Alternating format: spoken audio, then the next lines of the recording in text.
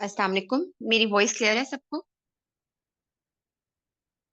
अच्छा, अभी काफी सारे लोगों ने अभी ज्वाइन नहीं किया, मेरा ख्याल है अभी मीनवाइल कर रहे हैं ज्वाइन। तो थोड़ा सा कार्डियो का टेस्ट ले लेते हैं। हाँ जी, डॉक्टर समीहा ने अनम्यूट किया हुआ है अपने आप को। डॉक्टर समीहा हमारे साथ हैं। जी जी, अस्सलाम वालेकुम। वालेकुम अस्सलाम, कैसी हैं आप? हाँ बिल्कुल ठीक, खैरियत से है। अच्छा चलें, डॉक्टर समीहा आप बताएं कि जो है हम एडल्ट एसीएलएस में 3 कंसेक्टिव शॉक्स की क्या इंडिकेशन होती हैं? 3 कंसेक्यूटिव शॉक्स की एक तो इंडिकेशन ये होती है कि अगर आपके पास कोई मतलब मॉनिटर्ड कार्डियक अरेस्ट ना हो, मतलब ये कि you don't have any monitor available with you, cardiac arrest हो है ना। तभी 3 कंसेक्टिव शॉक्स देंगे, अदरवाइज आपके जी पास इंडिकेशन नहीं है। ठीक है, वेरी गुड। हाँ। ठीक है। ओके। मदिया, हॉस्पिटल डेथ कार्डियक में हमने कौन कौन से एमसीक्यूज किए थे most common causes of death के?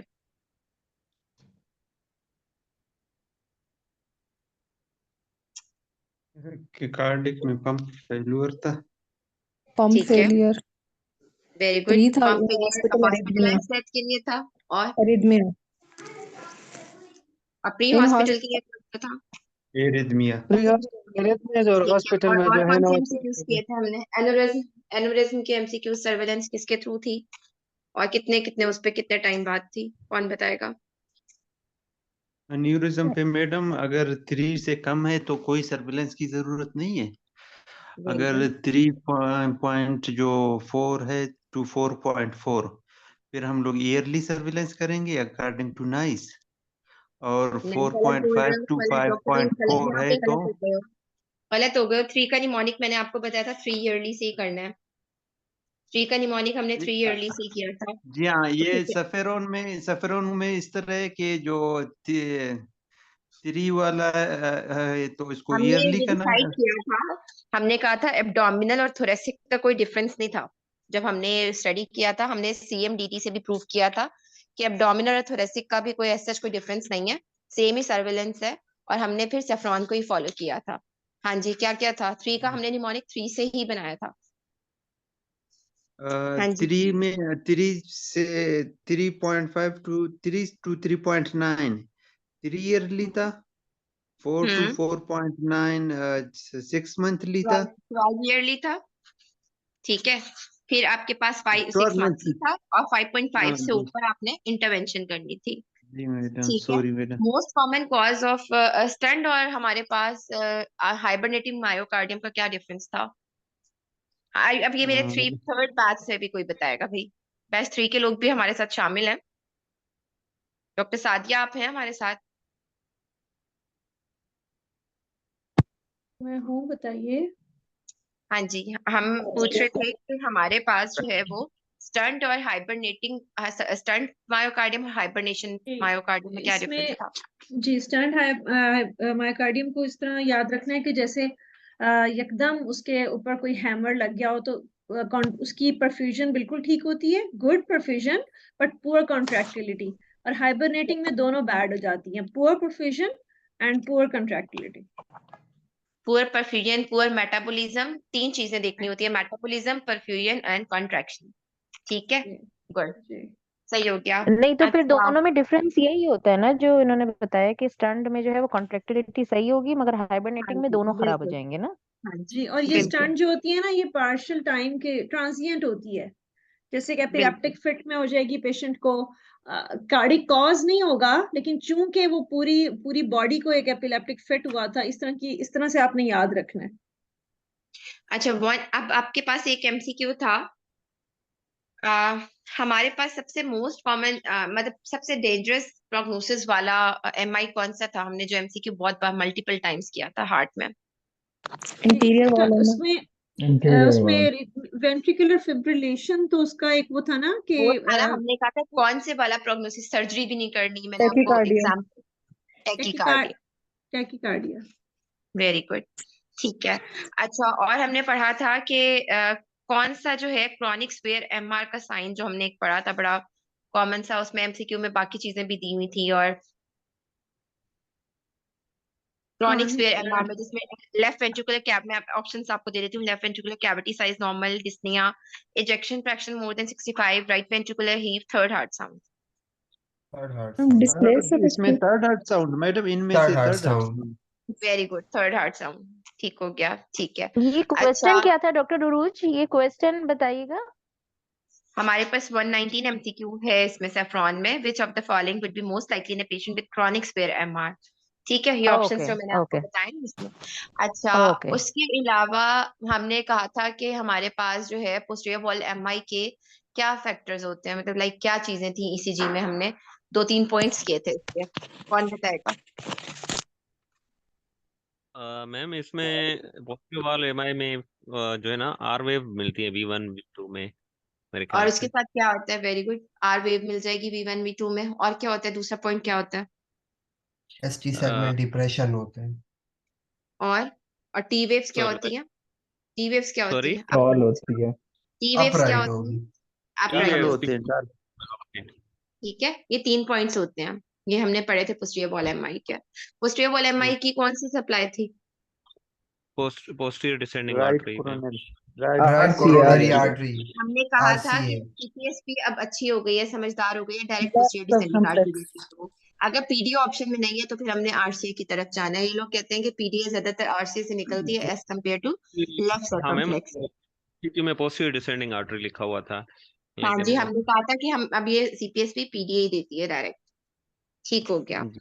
अच्छा, उसके अलावा सेफ्रॉन से आप लोगों ने कार्डियो, हाँ जी, बैच 2 वाले कैसी जा रही है? आप लोगों ने विजडम स्टार्ट कर दी है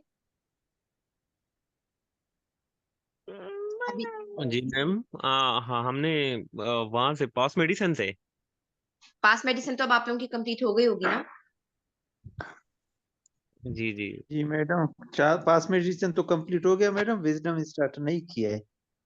विजडम अब आप लोगों को कर लेना चाहिए। मैंने वो जो, अच्छा एक क्यूरीज जो एक वो किसी ने शेयर किया हुआ था, वो वाला एमाइलोडोसिस वाला। अच्छा, डायरिया भी एमाइलोडोसिस का कॉमन होता है फीचर, ठीक है। अब डिफरेंस कहाँ पे आता है? मैक्रोग्लोसिया पे आता है। प्राइमरी, सेकेंडरी, टर्शियरी टाइप्स होती है ना एमाइलोडोसिस की भी, आगे प्राइमरी और सेकेंडरी टाइप्स। तो हमारे पास जो एक टाइप होती है उसमें मैक्रोग्लोसिया होता है, जो प्राइमरी होती है, एक में नहीं होता। ये स्पेसिफिक फीचर होता है इसका। तो इस पेज पे जब हमने पुराने पास पेपर्स कहीं ढूंढा तो उसमें ये डिफरेंस लिखा हुआ था, कि उन्होंने लिखा हुआ था कि प्राइमरी या सेकेंडरी में से किसी एक चीज का स्पेसिफिक फीचर पूछा था, कि जो कि नहीं मिलेगा आपको मैक्रोग्लोसिया उसमें, ठीक है। तो इस वजह से वो था। बाकी विजडम आप लोग अपना करना शुरू करो की। तो मैंने आपको जो एरेटास हमने बनाए थे वो तो आपको भेजे में। बैच 3 की जब खत्म होगी इंशाल्लाह तो फिर उनके साथ भी हो जाएगा ये विजडम का। लेकिन आप लोग अब 100 एमसीक्यूज करना अपना शुरू कर दो विजडम के। अच्छा, आज हमने हिमेटोलॉजी स्टार्ट हेलो। करनी है। कार्डियो अल्लाह का शुक्र है आप लोगों ने रिवाइज की है, अच्छी बात है, आती भी आप लोगों को। लेकिन मजीद अभी आपको ना रिवीजन की भी जरूरत है, तो करनी है साथ साथ, और स्पीडीली सारा कुछ करना है। 2-3 दफा तो रिवीजन आपको मजीद अभी करनी है। आज हमने हिमेटोलॉजी स्टार्ट करनी है। पेज नंबर हमारे पास 421 है, आपकी स्क्रीन पे भी शो हो रहा है। और फर्स्ट एमसीक्यू हमारे पास है, single best test to confirm iron deficiency is. अब देखो, हमें ट्रांसपेरेंट सैचुरेशन से भी पता चल रहा होता है, आयरन बाइंडिंग कैपेसिटी से भी आइडिया हो रहा था, लेकिन अब वो पूछ रहे हैं सिंगल बेस्ट टेस्ट। ठीक है, अगर सिंगल बेस्ट टेस्ट की बात करेंगे तो फेरेटिन का आपने याद रखना है, बहुत ज्यादा फेरेटिन ज्यादा सुपीरियर है। हमने क्या किया था हीमोक्रोमेटोसिस में, क्या सुपीरियर था, ट्रांसपेरेंट सैचुरेशन या फेरेटिन? एक हमने एमसीक्यू किया, हमने क्या कहा था उसमें, ट्रांसपेरेंट सैचुरेशन ज्यादा इंपॉर्टेंट होगी या फेरेटिन लेवल्स करने होंगे? अगर इन दोनों का ऑप्शन आ गया। Transparent transparency. ठीक है। ट्रांसपेरेंट तो अब आपने ये डिफरेंस याद रखना है, अगर आयरन डेफिशिएंसी एनीमिया का आता है तो वो प्लाज्मा फेरेटिन है। हीमोक्रोमेटोसिस में ट्रांसपेरेंट सैचुरेशन कितनी बढ़ जाती है? 45%। 45 इन हाँ 45 जी, इन फीमेल और 500 से मेल ज्यादा में हो जाती है। 55। 45% से ऊपर हो जाती है, ठीक है। और आयरन स्टोर्स आपने टारगेट कितने रखने होते हैं टारगेट हीमोक्रोमेटोसिस में? 50 50 नैनोग्राम। 50 से माइक्रोग्राम से कम कम। लेके, वेरी 50 गुड, 50 से माइक्रोग्राम। कम, हाँ जी, वेरी गुड, उससे कम। अच्छा, एक पिक्चर मैंने आपके ग्रुप्स पे शेयर की है, वो पहले शेयर की थी, क्लास से पहले ही शेयर कर दी थी। उसमें मैंने ना कंपैरिजन किया हुआ है, आयरन डेफिशिएंसी एनीमिया में सीरम का आयरन को क्या होगा, फेरेटिन को क्या होगा, ट्रांसपेरेंट सैचुरेशन को क्या होगा, आपके पास एरिथ्रोपोइटिन को क्या होगा। ठीक है, तो ये आपके पास डिफरेंस होता है एनीमिया ऑफ क्रॉनिक डिजीज और आयरन डेफिशिएंसी में। सीरम आयरन जो है हमारे पास आयरन डेफिशिएंसी में ऑब्वियसली वो तो डिक्रीज हो जाएगा, लेकिन ट्रांसफेरिन की बाइंडिंग कैपेसिटी बढ़ जाएगी। ठीक है, तो इसमें ट्रांसफेरिन आयरन बाइंडिंग कैपेसिटी उसकी बढ़ी भी होगी और ट्रांसफेरिन सैचुरेशन ओवरऑल कम होगी, लेकिन ट्रांसफेरिटिन बढ़ जाएंगे कि उन्हें आयरन चाहिए, कंपनसेटरी बढ़ जाएंगे, जैसी आयरन आए हम फौरी इसको अटैच करें। ठीक है, तो हमारे पास जो एनीमिया ऑफ क्रॉनिक डिजीज है उसमें सीरम आयरन कम होता है, ट्रांसफेरिन भी कम होती है। फेरेटिन आपके पास जो है ना, ट्रांसफेरिन रिसेप्टर्स जो है वो बड़े हुए होते हैं, ये डिफरेंस इसमें आ रहा होता है। और हेप्सिडिन एक स्पेसिफिक फीचर होता है जो कि एनीमिया ऑफ क्रॉनिक डिजीज में बड़ा हुआ होता है। एनीमिया ऑफ क्रॉनिक डिजीज का भी एमसीक्यू आएगा, तो उसमें हम उसकी पैथोफिजियोलॉजी डिस्कस करते हैं। सेकेंड एमसीक्यू हमारे पास है, आप पेशेंट स्क्रीन आपको शो होनी तो चाहिए, स्क्रीन तो आपको शो हो रही है इसमें, आप नहीं तो नेट से डिफरेंस निकाल सकते हो कि मेरी पिक्चर सही नहीं उसमें आई हुई आपके पास। Second MCQ है, patient has a history of gut surgery which included partial gastrectomy 3 months back, now presented with fatigue, shortness of breath on exertion, CBC done which shows hemoglobin 10. What is the probable cause? अब आपको मैंने आपको बताया था कि vitamin B12 के stores हमारी body में कितने अरसे तक रह जाते हैं?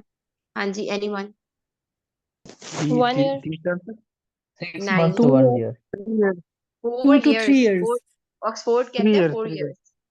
ऑक्सफोर्ड कहता है 4 years, सेफ्रॉन कहती है 2 to 3 years। ठीक है, तो ऑक्सफोर्ड ने लिखा हुआ है कि 4 years तक आपके पास रहते हैं, तो इतना। और एक जो हमारे एचओडी थे वो तो ये बात किया करते थे कि आयरन आपके पास जो विटामिन B12 है, मुसलमानों में तो वैसे ही कम नहीं होता, बकरा ईद पे तो कहीं ना कहीं गोश्त मिल ही जाता है गरीब बंदे को, तो इसलिए तो इसमें आयरन के स्टोर्स भी फेरेटिन के विटामिन B12 के स्टोर्स भी बहुत ज्यादा रह जाते हैं।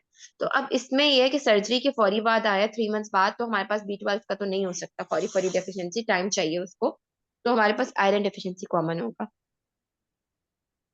23rd MCQ है, 23 years old male presented with feeling low energy in body with tiredness all the time, CBC done which shows HbA 9.1, MCV उसकी 65, WBC है slightly increased with high eosinophil count। ठीक है, अब आपको पता चल गया, एक हम जब क्लिनिकल केस कर रहे होते थे, हमें अनीमिया बहुत कॉमन हुआ था, बहुत ज्यादा कॉमन था उन दिनों, बहुत सारे केसेस अनीमिया के आ रहे थे सिंपल। तो एनीमिया आपके पास जब भी आता है ना, तो मैंने आपको पहले भी शायद बताया था कि आपने वो B12 और उसको डिफरेंशिएट करने के लिए आयरन डेफिशिएंसी को, B12 के लिए आप ना वो एंकल जर्क वगैरह चेक करते हो उसमें। ठीक है, आप वो डॉर्सल कॉलम्स का चेक करते हो। तो अब हमारे पास ये एमसीवी कम दी हुई है 65, हमें पता तो चल गया आयरन डेफिशिएंसी है।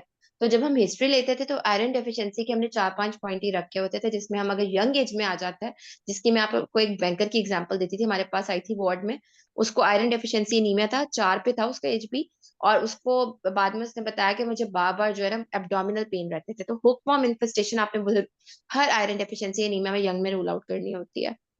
तो यहाँ पे एओसिनोफिल काउंट भी बढ़ा हुआ है, तो वो भी हमारे पास पैरासाइट इन्फेस्टेशन को शो कर रहा है। अब आगे माइक्रोसिटिक हाइपोक्रोमिक पिक्चर है, प्रोबेबल कॉज इस उसमें हुकवर्म इन्फेस्टेशन हो जाएगी। फोर्थ एमसीक्यू है, 27 years old female is presented with complaints of intermittent dysphagia।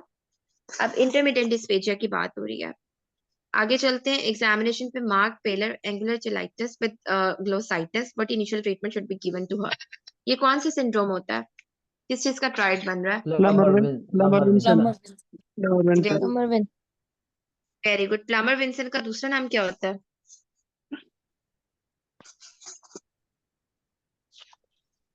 हाँ जी, एनीवन? इसको पास्ट टेस्ट ने इसका दूसरा नाम लिखा हुआ है।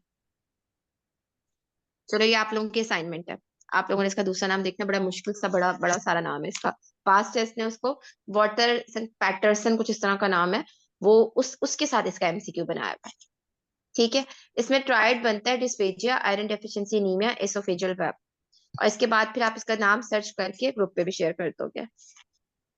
पैटरसन अच्छा, ब्राउन कैली। हाँ कुछ नहीं पढ़ी उससे कुछ पैटरसन कुछ इस तरह नाम है, वो मुझे भी मेरे ज़हन से स्किप हो रहा है, लेकिन उसका MCQ Paterson Brown Kelly. Very good. किसने बताया? अभी डॉक्टर रोज अभी देख के बताया है मैंने सादिया हुआ। अच्छा अच्छा, सही सही, तो वो ये नाम है इसका, बिल्कुल सही है। तो ये इसका एमसीक्यू में ना बंदा कंफ्यूज हो जाता है क्योंकि इस नाम से दिया हुआ है उन्होंने। फिफ्थ एमसीक्यू हमारे पास है, 25 years old female is diagnosed with having iron deficiency anemia with a hemoglobin of 10 and a ferritin of 20.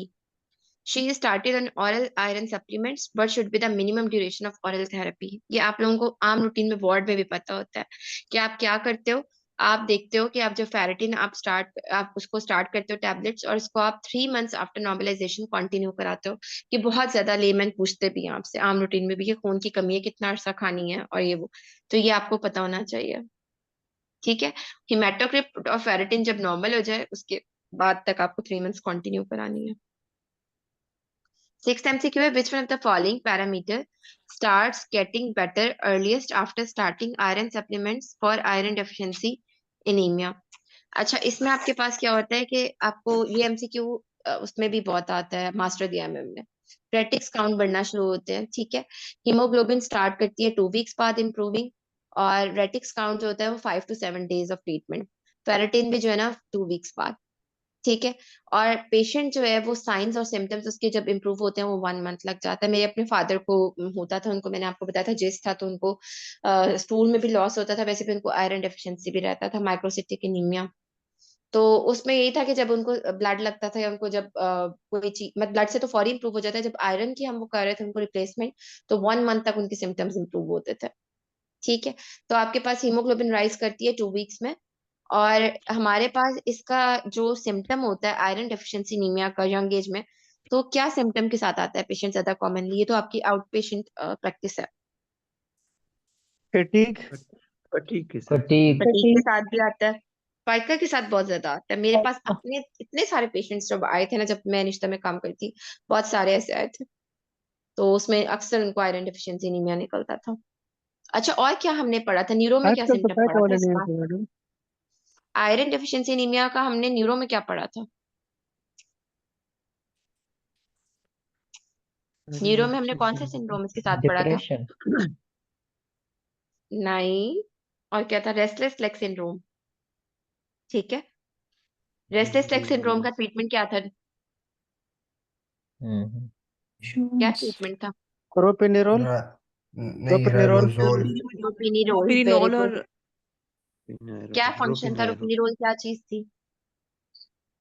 Dopamine के agonist. Dopaminergic agonist dopamine madam. Receptor agonist. अच्छा, ठीक है, वेरी गुड। तो इसका जो आपके पास जो है ना रेस्टलेस लेग सिंड्रोम का जो है वो सिम्टम जो है आपके पास 72 आवर्स में इसका इम्प्रूव होना शुरू हो जाता है। ठीक है। अच्छा, 7th MCQ हमारे पास है।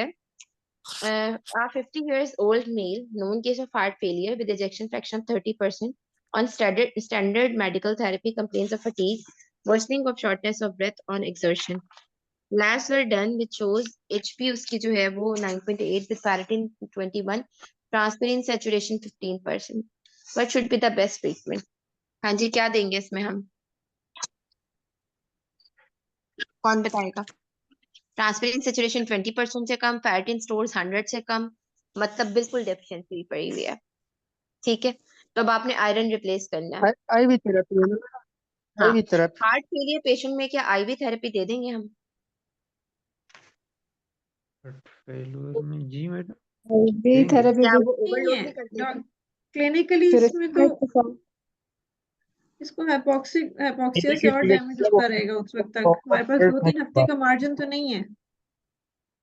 इसमें बेसिकली होगा क्या कि आपके पास जो है ना वो कहते हैं कि अगर आपके पास एनीमिया हो ना, तो एनीमी हार्ट फेलियर को प्रेसिपिटेट कर देगा, वो पेशेंट को एनीमिक हार्ट फेलियर में भी ले जाएगा, डबल किस्म का उसमें एक मतलब हो जाएगा। तो इस केस में आपने फौरी फौरी आईवी आयरन थेरेपी स्टार्ट कर देनी है। इवन के 7 तक एचबी आ गई है तो फिर आपने क्या करना है? ब्लड लगा देना है पेशेंट को। ठीक है। तो इसीलिए आपने रिप्लेस करनी है। अच्छा, what is functional iron deficiency? मैंने आपको नेफ्रो में पढ़ाया था, अब आप लोग मुझे बताओगे, मेरे बैच 2 के कैंडिडेट्स,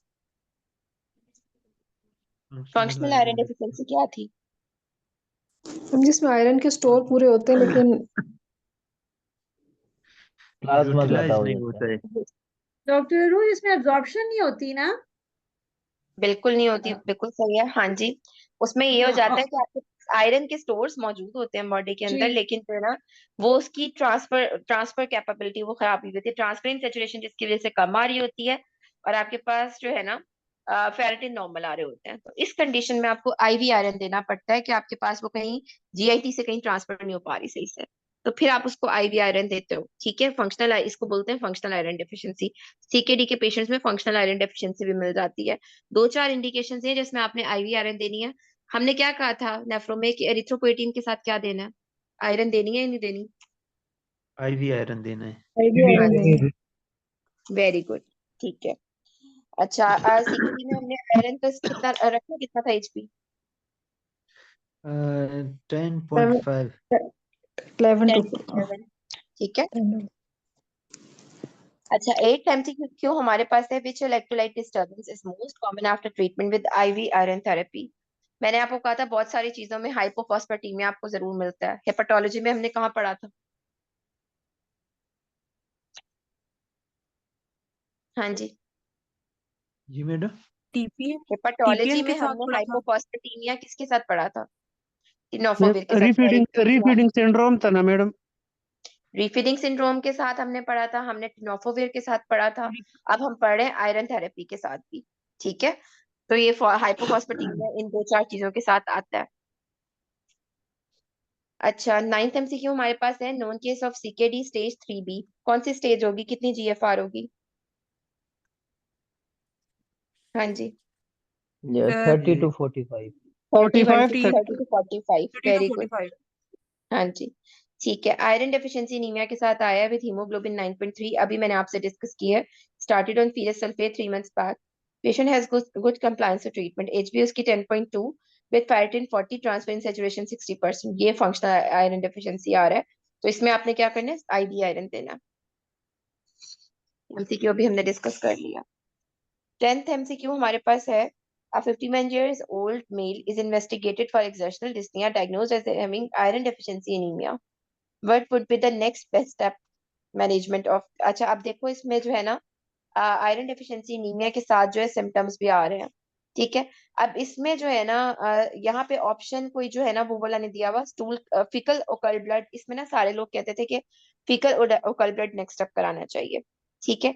लेकिन ना मैंने आपको बताया था कि कहीं जो गैस्ट्रो वाले थे, जब हमने उनसे कंफर्म किया था तो उन्होंने कहा था कोई लेटेस्ट जो है ना वो 45 ईयर्स आया कट ऑफ ना। तो 55 ईयर्स और 45 ईयर्स की कंफ्यूजन हमें रहती थी उस टाइम पे भी। लेकिन इसको हमने फिर यही फाइनल किया था कि क्लोनोस्कोपी का ही देखना है आपने, कि क्लोनोस्कोपी और एंडोस्कोपी में भी हो ऑप्शन तो क्लोनोस्कोपी पहले करानी होती है। बाद लोग इसको कहते थे कि फीकल ओकल ब्लड पहले फरी कराना चाहिए, लेकिन कुछ परसेंटेज उन्होंने गेस्ट्रो की बुक में लिखी हुई है कि फीकल ओकल ब्लड इतने परसेंट में रिलायबल नहीं रहता, स्पेसिफिक नहीं रहता, ठीक है, इसलिए इसको रिकमेंड नहीं करता। 11th MCQ हमारे मैडम पास है, वार्ड्स में तो पहले फीकल कोल्ड ब्लड हाँ, अभी पता है क्या, मेरे से जो जिस हॉस्पिटल में जॉब हुई है उन लोगों ने मुझसे भी यही पूछा था, सेम ही सिनेरियो बना के। और मैंने भी उनको फीकल ओकल ब्लड बोला, पहले मैंने उनको क्लोनस को भी बोला, फिर उन्होंने मुझे कहा नहीं पहले माइनर टेस्ट बताओ। फिर मैंने कहा फीकल ओकल ब्लड, कहते हैं हाँ इसी तरह लेके चलना है। मतलब प्रैक्टिस में तो यही है, कोई भी इन्होंने इतना शायद और फॉलो बेस्ट नाइस मैनेजमेंट पूछा है तो इसीलिए शायद नाइस क्लोनस। नाइस में वैसे मैडम, नाइस गाइडलाइन में पहले वो फीकल ओकल ब्लड लिखा है। नाइफ में भी फीकल ओकल ब्लड है, लेकिन ये लोग ये कहते हैं। और गेस्ट्रो की भी बुक जब हम लोगों को नहीं हो रहा था तो मैं आपको जिनके वॉइस नोट्स अक्सर भेजती हूँ गेस्ट्रो के, तो वो उन जी लोगों ने मैडम। भी मुझे यही कहा कि आप क्लोनोस्कोपी ऑप्शन चूज करो। जी मैडम। और मैडम जो 45 इयर्स आपने कट ऑफ बताई है फॉर क्लोनोस्कोपी बताई है? हम 55 पढ़ते थे ना एंडोस्कोपी के रेड साइंस और क्लोनोस्कोपी के, तो वो लोग बता रहे थे कि अभी 45 कट ऑफ आ गई है। राइट। अब लेकिन मैंने इसका खुद ये उनकी सही है, क्लोनोस्कोपी करना है। हमने क्लोनोस्कोपी चूज करना होगा इसको। अच्छा, आप लोग ना अगर किसी के पास गेस्ट्रो की ऑक्सफोर्ड हैंडबुक है तो वो शेयर कर देगा उसमें पीडीएफ फॉर्म में, क्योंकि मेरे पास अब है नहीं, उस टाइम पे थी, उस टाइम पे हमने फिर देखा भी था ये चीजें। अच्छा, 11th MCQ हमारे पास है, what is the most common abnormality present on the peripheral film in a patient with anaemia of chronic disease? आप सबको पता है एनीमिया ऑफ क्रॉनिक डिजीज में क्या होता है, नॉर्मोसिटिक नॉर्मोक्रोमिक ना एनीमिया ना होता है, ना। ठीक है। और हाइपोक्रोमिक और माइक्रोसिटिक भी हो सकता है जैसे जैसे टाइम गुजरता जाए। 12 MCQ है, 35 years old female is investigated for the cause of anemia. HP उसकी 10.2, WBC is 9,000, platelets 3,45,000, MCV 71, MCH 29। MCH का क्या सिग्निफिकेंस होता है? लो रेटिक्स काउंट, इसके बाद आपने मुझे बताना है स्टेरियो के बाद। फेरेटिन लेवल उसके 350 विद लो सीरम आयरन, ठीक है। अब देखो लो सीरम आयरन है लेकिन फेरेटिन बढ़ा हुआ है, तो ये आपके पास typical anaemia of chronic disease की पिक्चर होती है, नॉर्मोसिटिक नॉर्मोक्रोमिक एनीमिया विद जो है ना आपके पास ड्रॉप एचपी और हेप्सिडिन लेवल्स हाई। दो चीजें इसमें आपके पास जो है ना लो आयरन और हेप्सिडिन हाई मिलते हैं। हाँ जी, हेरेडिटरी स्पीरोसाइटोसिस का आगे एमसीक्यू आएगा जिसके 4 पॉइंट्स होते हैं कि आपने कौन सा टेस्ट कराना होता है, वो मैं आपको भेजती हूँ अभी उसके बाद। एमसीएचसी होता क्या है? होता क्या MCHC? Mean mean cell cell mean mean sir cell haemoglobin haemoglobin. Mean cell haemoglobin concentration. तो क्या ये आयरन डेफिशिएंसी के साथ इस पे क्या फर्क पड़ेगा? में ये बढ़ लो जाएगा हो आयरन। लो होगा। लो होगा। बिल्कुल। ये आपके पास basically mean corpuscular haemoglobin concentration है जो कि एवरेज हीमोग्लोबिन कॉन्सेंट्रेशन बताती है in a given volume of red blood cells. ठीक है, तो आपके पास ये आयरन डेफिशिएंसी वगैरह में एमसीएचसी भी कम होगा। अच्छा, और थैलेसीमिया में नॉर्मल होता है, थैलेसीमिया में नॉर्मल होता है मैडम जी, इस तरफ थैलेसीमिया में से हमारे पास ये लो डिफरेंस आता है, आरबीसीज बढ़ जाते हैं। आरबीसीज हमारे पास जो है ना वो बढ़े हुए होते हैं, लेकिन आपके पास एमसीवी कम होता है। ये डिफरेंस होता है आयरन डेफिशिएंसी एनीमिया में और थैलेसीमिया में। तो फिर हम इस पे मेंजर्स फॉर्मूला अप्लाई करते हैं जो कि मैंने आपको बताया भी था पहले। वो आगे सिनेरियो आता है ना इसका, फिर हम डिस्कस करते हैं इसको। मुझे सिर्फ जी एक मैडम। सेकंड दीजिएगा, 1 मिनट दीजिएगा मुझे, मैं म्यूट कर रही हूँ।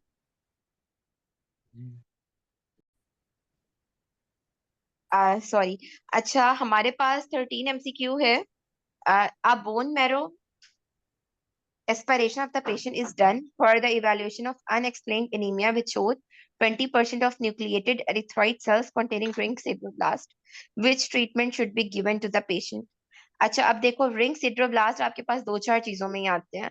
ठीक है, एक जिसमें हमारे पास सिड्रोब्लास्टिक एनीमिया आ जाता है।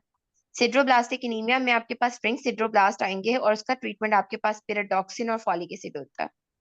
ठीक है, सिड्रोब्लास्टिक एनीमिया क्या होता है? इनहेरिटेड भी होता है, एक्वायर्ड भी हो सकता है।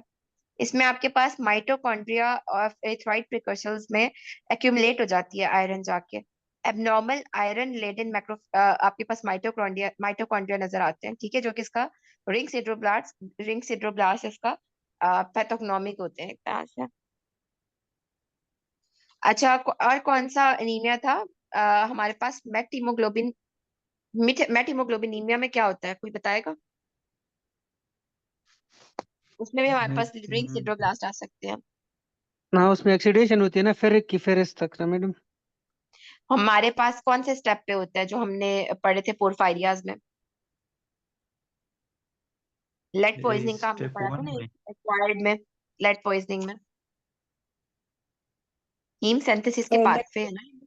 दो दो फिर पॉइंट की पे सतह करती भीम है के बाद होते हैं ना मैडम। जहाँ पे हमने निमोनिक ग्लाइसिन का रिएक्शन होता है। हमने निमोनिक क्या पढ़ा था इसका? Haem gap synthesis, UCP. Gap UCP. ठीक है, उसमें आपके पास किस स्टेप पे मेट हीमोग्लोबिनीमिया होगा? रिवाइज करना है, बेचारे मेरे न्यू कैंडिडेट्स अभी परेशान हो रहे हैं, ये हम करेंगे जब इंशाल्लाह बाकी टॉपिक्स, तो फिर ये आपका ये कवर हो जाएगा पोरफायरिया वाला भी। ठीक है, ये अब आपने रिवाइज करना है बैच 2। 14 एमसीक्यू हमारे पास है। Blood film of a patient shows macrocytosis with poikilocytosis and neutrophils with 6 lobes. What is the probable diagnosis?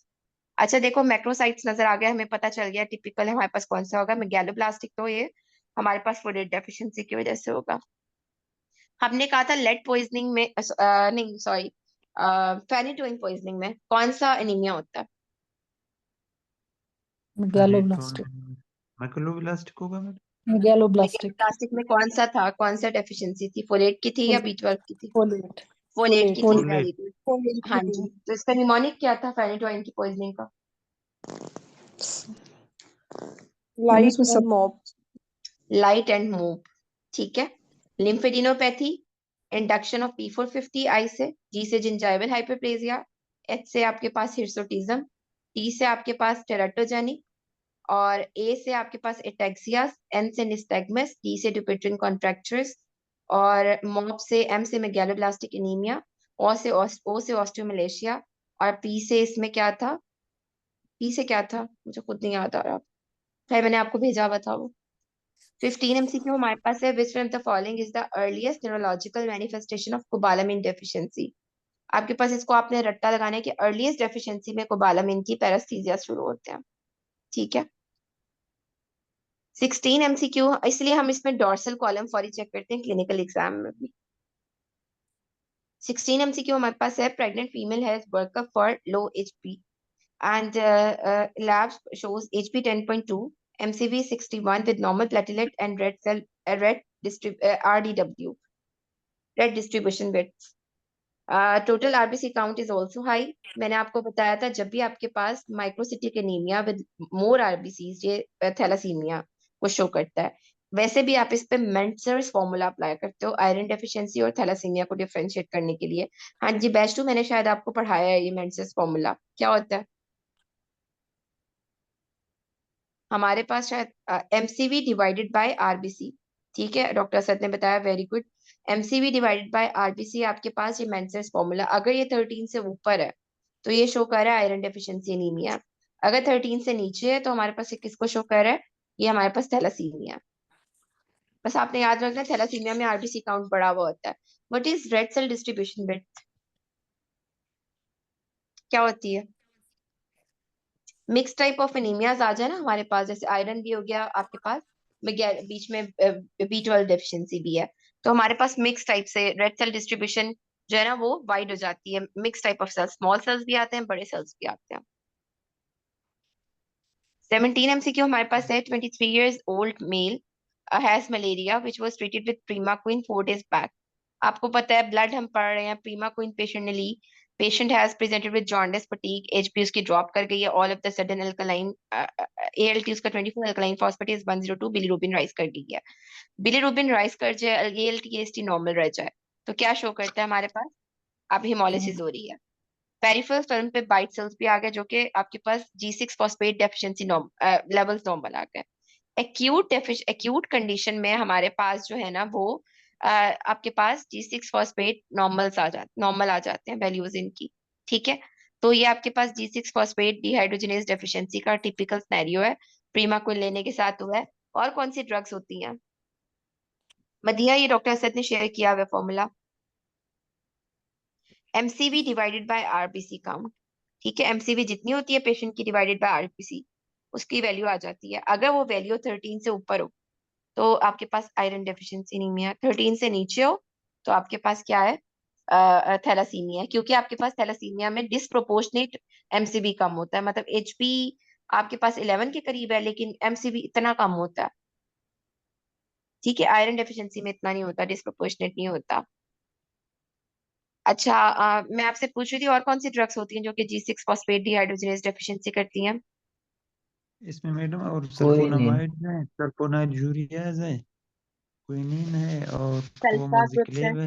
हमने कहा था एक पेशेंट आया था हमारे पास जिसको जो है ना वो पेशेंट को जो है ना वो क्या था प्रॉब्लम, हाँ, अगर प्रेगनेंसी में हो जाए जैसे G6 फॉस्फेट और प्रीमाक्विन वैसे ही नहीं देना तो फिर आप क्या करते हो, इप्नोजाइट स्टेज को कवर करने के लिए क्या करते हो फिर। कोमोजिक्लेब देते हैं। फिर हमें, अब हमारे पास मैंने आपको बताया था ना WHO 2022 में आपके पास आर्थिमेटर बेस्ड प्रोडक्ट्स भी जो है ना वो प्रूवन हो गए हैं, सेफ है वो, ठीक है, ये हमने डिस्कस किया था पहले।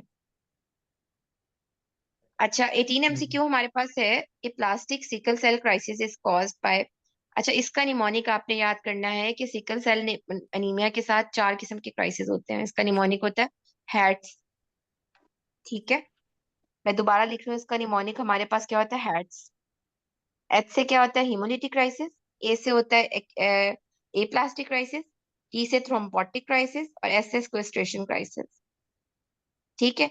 हीमोलिटिक और ए प्लास्टिक क्राइसिस को कैसे डिफरेंशिएट करते हो, हीमोलिटिक आपको पता है हिमोलिसिस हो रही है तो रेटिक्स काउंट पे क्या असर पड़ेगा, बढ़ जाएंगे ना हिमोलिसिस में, लेकिन जो ए प्लास्टिक क्राइसिस होते हैं उसमें रेटिक्स काउंट नहीं बढ़ा हुआ होता, एचबी सडनली ड्रॉप करती है लेकिन रेटिक्स काउंट नहीं बढ़ा होता, तो इस बेस पे आप डिफरेंशिएट करते हो हीमोलिटिक है या फिर आपके पास ए प्लास्टिक क्राइसिस है। अच्छा, 19 MCQ हमारे पास है, a diagnosed case of sickle cell disease Patient presented with history of sudden onset of left-sided weakness for 2 hours. Patient has a history of diarrhea 2 days back. CT is normal. Sickle cell का patient अगर आपके पास weakness के साथ आया है तो इसका मतलब कौन से क्राइसिस है? वेसो ऑक्लूसिव क्राइसिस है। ठीक है, अगर आपके पास ये वेसो ऑक्लूसिव क्राइसिस में जाता है तो इस केस में आपने एक्सचेंज ट्रांसफ्यूजन करानी होती है फौरी। ये एमसीक्यू पास टेस्ट में भी आता है। ठीक है, पास मेडिसिन में भी दिया है, इनका फेवरेट एमसीक्यू है कि एक्सचेंज ट्रांसफ्यूजन करानी है। ठीक है, और फिर आपने उसके बाद followed by normal transfusion to maintain HPS levels less than 30%। ठीक है, बाकी थ्रोम्बोलिसिस वगैरह आपके पास चाहे इसमें स्ट्रोक हुआ हुआ है लेकिन उसका कोई रोल नहीं है, याद रखना। 20 MCQ हमारे पास है। A patient is diagnosed to have a megaloblastic anemia, result of B12 and folate are awaited. You want to treat. अच्छा, अब आपने याद रखना है कि ये भी यही कहते हैं कि फोलेट और B12 को साथ ट्रीट करना है, जो कि हमारे पास मेडिसिन इससे ऑपोजिट कहती है कि पहले आप जो है ना B12 को करो फिर फोलेट, कुछ इस तरह कहती है। हमने दोनों को सिमल्टेनियसली करना है, हमने ये CMDT में भी देखा था। फिर 21 MCQ हमारे पास है, which electrolyte should be monitored during treatment with folate and cobalamin deficient therapy. अच्छा, फोलेट और कोबालामिन के साथ पोटाशियम है जब आप दे रहे हो उसको, और IV आयरन के साथ हाइपोफॉस्फेटीमिया, याद रखना आपने ये। 22 MCQ हमारे पास है, morphological features of megaloblastic anemia include all of the following except. आपको पता है इसमें मेगैलोब्लास्टिक में पीछे क्या हो जाती है? हाइपरसेलुलर हो जाती है। तो हाइपोसेलुलर हमारे पास एप्लास्टिक एनीमिया में होती है। 23rd MCQ है हमारे पास, 25 years old female with a presented with weakness with anorexia and sore tongue for 3 months. Examination पे pallor with yellow sclera and smooth shiny tongue with multiple white color patches on the skin. Which test will you confirm for your suspected diagnosis? अच्छा, अब देखो इसमें जो है ना, इसमें glossitis वगैरह वाली पिक्चर भी आ रही है, पैलर भी है पेशेंट को। ठीक है, अब इसकी हिस्ट्री में वीकनेस भी है और विटिलिगो भी नजर आ रहा है, पैचेस जो व्हाइट कलर पैचेस, तो इसका मतलब है इसको ऑटोइम्यून डिजीज होगी। ऑटोइम्यून डिजीज में हमारे पास पर्निशियस एनीमिया जो होता है। अब पर्निशियस एनीमिया में हमारे पास 2 किस्म की एंटीबॉडीज होती हैं, पैराइटल सेल एंटीबॉडीज भी होती हैं और इंट्रिंसिक फैक्टर भी। Parietal cell 90% of the cases में होती है, इंट्रिंसिक फैक्टर जो है ना हमारे पास 10% ऑफ द, आपके पास इंट्रिंसिक फैक्टर भी जो है हमारे पास 50% ऑफ द केसेस में। लेकिन वो कहते हैं कि आपके पास चाहे जो है parietal cell 90% of the cases में होती हैं, लेकिन वो आपके पास नॉर्मल पॉपुलेशन में भी होती हैं। तो जो ज्यादा स्पेसिफिक होगी वो इंट्रिंसिक फैक्टर एंटीबॉडीज होगी। 24 MCQ हमारे पास जो है ना वो, which one of the following is the most specific for intravascular haemolysis. ये हमारे पास जो है ना ये चीजें, बाकी चीजें भी सही दी हुई हैं लेकिन हमारे पास हीमोसिड्रोन्यूरिया ज्यादा स्पेसिफिक होता है। ठीक है, इंट्रावेस्कुलर हेमोलिसिस में क्या होता है? अनकॉन्जुगेटेड बिलिरुबिन बढ़ जाता है आपके पास। हमारे पास जो है ना वो रेड सेल डिस्ट्रक्शन की वजह से LDH भी आ जाता है सीरम में, ये चीजें भी सही हैं। रेटिक्स काउंट बढ़ना शुरू हो जाते हैं, लेकिन haemosiderinuria is more specific. 25th MCQ है, 35 years old lady admitted with acute calculus cholecystitis has blood test shown HP 10.1 with high MCHC. ठीक है, एग्जामिनेशन पे सप्लीनोमेगेली आ गया, रेटिक्स काउंट इसका 7%, डायरेक्ट इनडायरेक्ट नेगेटिव आ गया कोम्स। उन्होंने बता दिया कि ऑटोइम्यून हेमोलिटिक एनीमियास नहीं है। What is the probable cause? अच्छा, अब हमारे पास MCHC बढ़ावा आ गया, हेरिडिटरी स्क्लेरोसाइटोसिस इसका आंसर है। अच्छा, मैंने आपको बताया था ना मेरी भी लैब कोली हुई हुई है, तो जब मेरी लैब कोली थी तो मेरी फैमिली हिस्ट्री में स्टोन्स काफी, गॉल स्टोन्स काफी कॉमन है।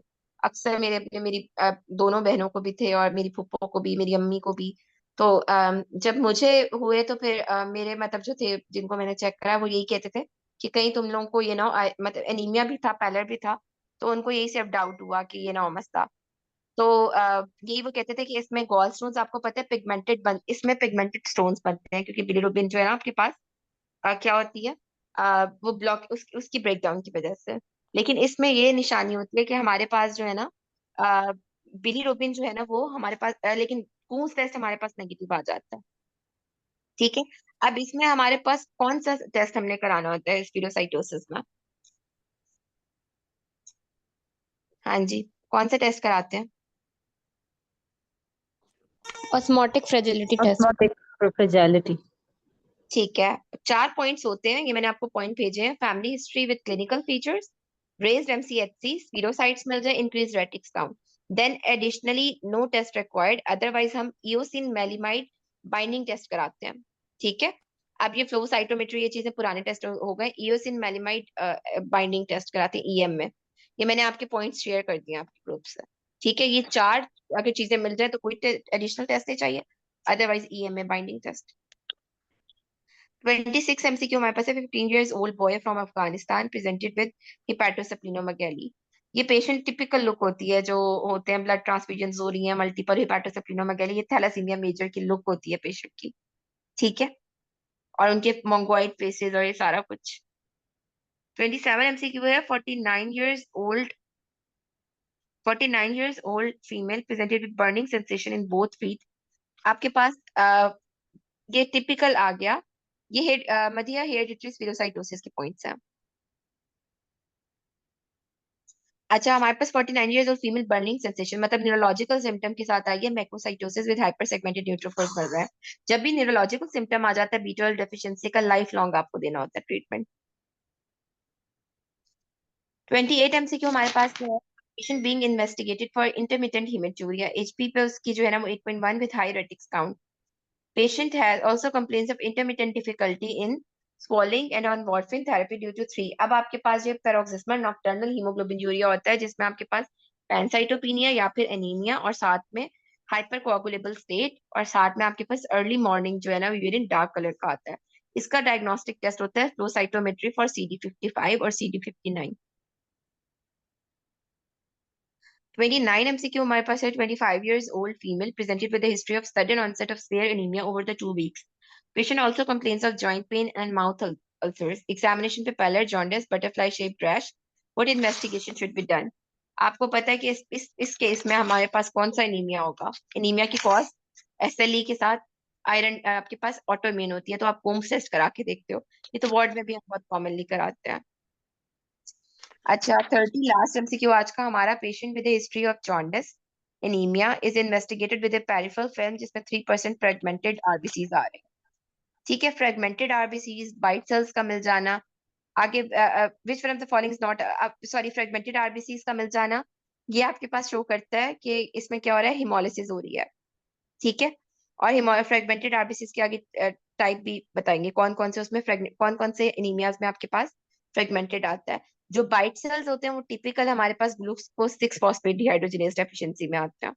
ठीक है, अब बाइट सेल्स और फ्रेगमेंटेड आरबीसीज का क्या डिफरेंस होता है? एक जो है ना पेरिफेरल फिल्म की पिक्चर है मेरे पास, मैं आपको भेजूंगी सारी, वो आपको टॉक्स में आती भी होती है, वो मैं आपको शेयर करूंगी, इससे आपको लुक में भी समझ आ जाएगा। जो MRCP2 के कैंडिडेट्स हैं आप में से, उनको ये पिक्चर आनी चाहिए कि कौन से फ्रेगमेंटेड है और कौन से आपके पास बाइट सेल्स हैं।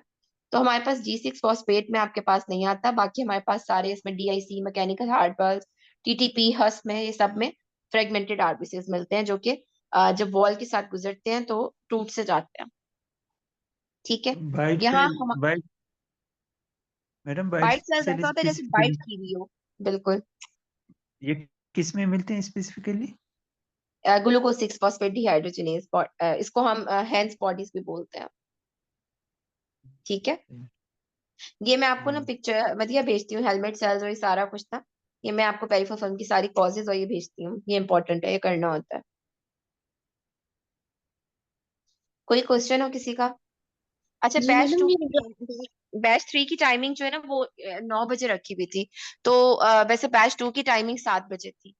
तो बताएं, अब ये 3 दिन आप लोगों की हेमाटोलॉजी साथ है, अब हमारे ये 4 दिन में हमारा कंप्लीट हो जाएगा, थर्सडे तक आप लोग साथ हो, तो बताओ ये टाइम सही है? जी मैडम, सही है। ये टाइम सही है ये वाला। 7 चलो ठीक था वैसे। चलो ठीक है, 4 दिन की बात है, 4 दिन आप लोगों को गुजारा करना पड़ेगा फिर इसी टाइम पे। ठीक है, अच्छा मैडम, मैंने ये पूछना था, हेरिडिटरी स्पेरोसाइटोसिस के आपने जो पॉइंट्स बताए हैं, आप ऑस्मोटिक फ्रेजिलिटी टेस्ट नहीं करवाते? अब हम एओसिन मेलिमाइड ज्यादा स्पेसिफिक है। ठीक है, ईओसिन माइनोमाइट। मेलिमाइड EM में टेस्टिंग। ठीक है, ये मैंने आपको पॉइंट्स लिख के भी भेज दिए उसके। जी मैडम, ये क्या किस मतलब अवेलेबल है हमारे पास? ये क्या टेस्ट है, क्या करते हैं इसमें? ये अब मेरा हाल है कराची वगैरह में है अवेलेबल। हाँ, अच्छा ईओसिन वो डाल के देखते हैं इसमें ना, उसमें पहले तो हम फ्रेजिलिटी चेक किया करते थे ना, अब वो ओमिट हो चुका है ठीक। टेस्ट। अच्छा आप नहीं वो करवाते हैं? अब नहीं कराते, पुराना टेस्ट है। ठीक है, ठीक, थैंक यू। ठीक है। अच्छा, अब ये है कि 4 दिन बस आप लोग ना, अब ये टाइमिंग सबकी फिक्स हुई हुई है, 4 दिन सिर्फ गुजारा कर लो इसे। तो अभी फिर उसके बाद इंशाल्लाह आप लोग का वैसे ही बैच कंप्लीट हो जाएगा। ठीक है, चलो फिर क्लास एंड करते हैं, इंशाल्लाह कल मिलते हैं इसी टाइम पे। ओके, ओके, अल्लाह हाफिज। हाफिज। अल्लाह हाफिज।